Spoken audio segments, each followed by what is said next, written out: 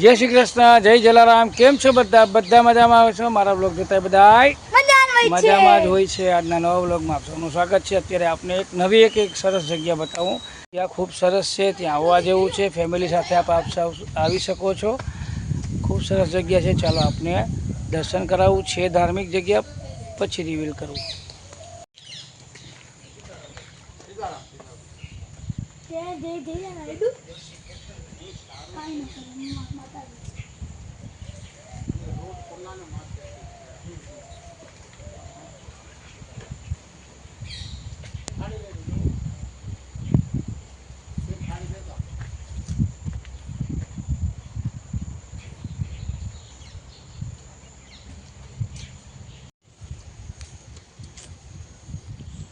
હનુમાનજી મહારાજ બિરાજે છે અહીંયા. जय श्री राम। જય હનુમાનજી મહારાજ.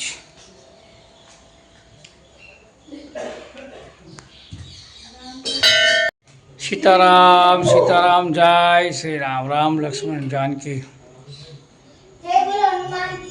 જય બોલો હનુમાન કી. વાહ જય ભાઈ વાહ.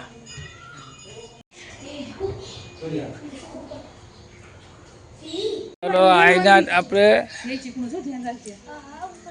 अंदर से સીતારામના દર્શન કરીએ. આપે मंदिर अंदर बहुत मस्त मंदिर છે જો હનુમાનજી મહારાજના પણ આપણે દર્શન કર્યા. ત્યાંથી અંદર રસ્તો જાય છે અને ખૂબ સરસ મંદિર છે. કુદરતી વાતાવરણ છે. મસ્ત છે આપને ખૂબ આનંદ થશે. ગીર સોમનાથમાં આ ટાઈપની ઘણી જગ્યાઓ છે. તમે તમારા ફેમિલી સાથે અહીંયા આવી શકો છો. ફેમિલી સાથે આવવા જેવી જગ્યા હોય છે.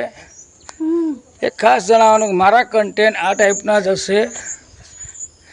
સવારે તમને ફેમિલી સાથે જોઈ શકો તેવા જ વિડીયો હોય છે અમારા.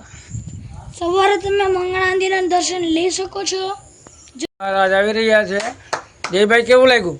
મસ્ત ને પાણી ને મમ્મી આવી છે. ચેનલની માલિક, ચેનલના માલિક આવે છે ભાઈ. ચેનલની ક્વીન ચેનલની માલિક આવે છે ભાઈ. કેવી લાગી જગ્યા? સુપર હો. આવા જેવું છે. આપે પાણી રિવ્યુ આપો જોઈએ. બહુ મસ્ત જગ્યા છે. અહીંયા આવવા જેવું છે. દર્શન કરવા એકવાર ચોક્કસ આવજો. પરિવાર સાથે આવવાનું. પરિવાર સાથે આવજો અને કમેન્ટના માધ્યમથી જણાવજો તમને આ જગ્યા કેવી લાગી, અમારા બ્લોગ કેવા લાગે છે. જય શ્રી કૃષ્ણ. જય મિની જલારામ. પિકનિક પણ થઈ જાય. હર હર મહાદેવ. હા સવારથી આવ્યા હોય ને જમવાનું લઈને આવ્યા હોય તો આવી શકીએ છે. જય શ્રી રામ. જય શ્રી રામ. રિવીલ કરું છું. મહાદેવ જળની વચ્ચે બિરાજે છે. નદીમાં નદીની જ છે. વચ્ચે છે. એક નંબર જગ્યા છે. મને તો મજા આવી. કમેન્ટના માધ્યમથી આપ સૌ જણાવજો આ જગ્યા આપને કેવી લાગી. દર્શકો તમે ફિશ પણ જોઈ શકો છો. નાની નાની ફિશો પડે છે. ચલો દલજારા કરો. મહાદેવ મહાદેવ મહાદેવ હર. અમારા ધ્યેયભાઈ જળ અર્પણ કરે છે અત્યારે.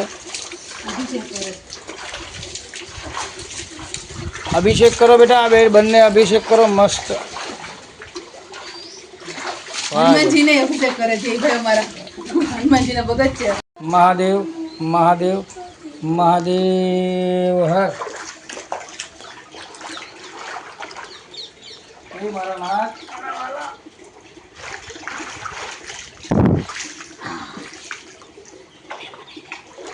હરિ ઓમ નમઃ શિવાય. હરિ ઓમ નમઃ શિવાય. હરિ ઓમ નમઃ શિવાય. હરિ ઓમ નમઃ શિવાય. મહાદેવ મહાદેવ મહાદેવ હર. હર. અચૂક આવજો. ખરેખર આવજો. આવવા જેવી જગ્યા છે. અને ગીર સોમનાથમાં જ છે, બહુ દૂર નથી. નદી વચ્ચે મહાદેવ છે એટલે કઈ ઘટે નહીં. આનંદ થયો આવી નહીં. હા પાણી પાણી. આ જો મારું ભગત જો. હનુમાનજીને સ્નાન કરાવે.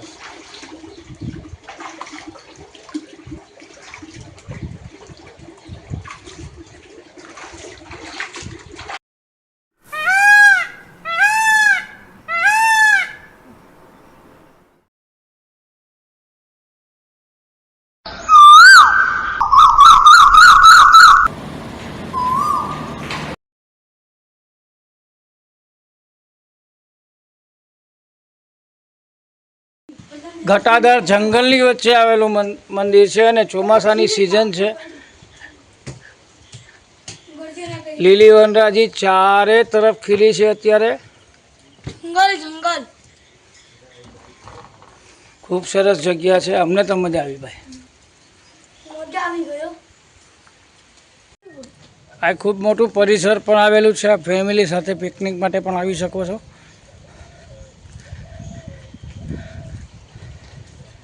આપ જોઈ શકો છો મોર છે.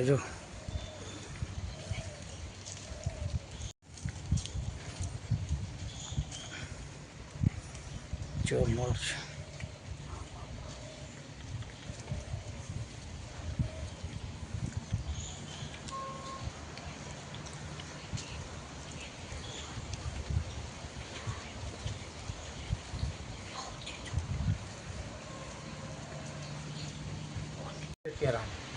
મારું નામ કમલાસણ ભલારી. હું અહીંયા છેલ્લા 42 વર્ષથી રહું છું.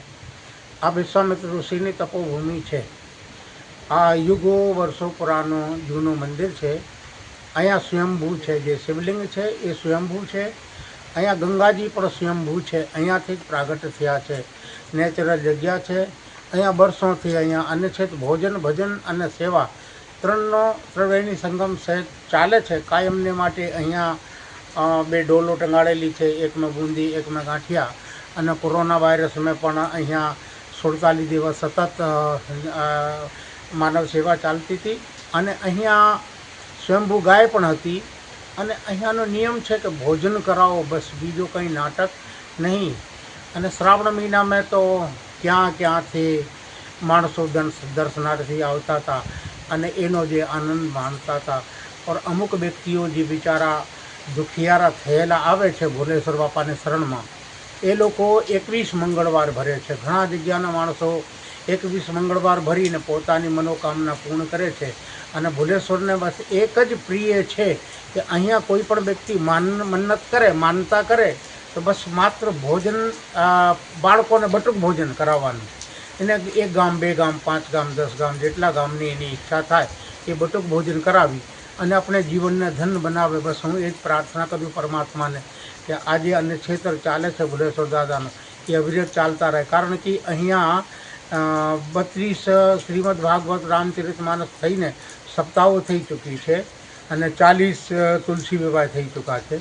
અને દર વર્ષે બાળકો જે બટુક ભોજન કરાવીએ છીએ ગુરુ પૂનમ દિવસે, એ પણ વર્ષોથી ચાલે છે.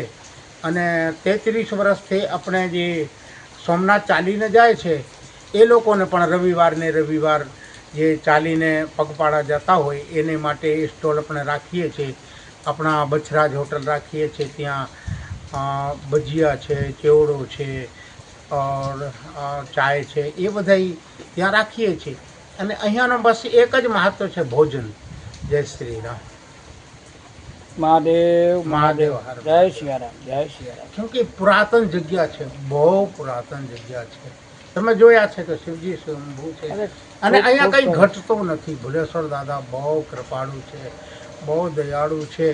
અને અમે સંકલ્પ કરીએ છીએ અને એ સંકલ્પ બધા સિદ્ધ કરતા જાય છે. ગંગાજીનો પણ મહત્વ છે. ગંગાજી પ્રાગટ્યને એને કરેલી છે. કેમ કે રાજઋષિમાંથી બ્રહ્મઋષિ થયેલા છે. આ જગ્યા ઉપર એને તપસ્યા કરી બ્રહ્મઋષિની પદવી પ્રાપ્ત કરી છે. એટલે આ જગ્યા શુદ્ધ જગ્યા છે.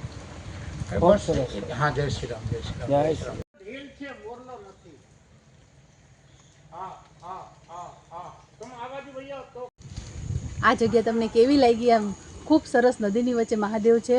બહુ સરસ જગ્યા છે. અહીંયા આવવા જેવું છે. ફેમિલી સાથે પણ સવારથી તમે આવી શકો છો. અહીંયા પ્રસાદીની વ્યવસ્થા પણ ઉપલબ્ધ છે. ખૂબ સરસ જગ્યા છે. જંગલની વચ્ચે છે, નદી વહેતી જાય છે. ખૂબ સરસ જગ્યા છે. ચોક્કસ આવજો. મારી ચેનલને લાઇક કરજો, શેર કરજો, સબસ્ક્રાઈબ કરજો. જય શ્રી કૃષ્ણ, જય જલારામ. તમને મારો બ્લોગ કેવો લાગ્યો કમેન્ટમાં તમે ખાસ જણાવજો. મારી ચેનલમાં ન હોય તો સબસ્ક્રાઈબ ખાસ કરજો. હું આ મંદિરનું નામ રિવીલ કરું છું, ભોલેશ્વર મહાદેવ. સરસ. લાઈક કરો, શેર કરો, સબસ્ક્રાઈબ કરો. Bye bye.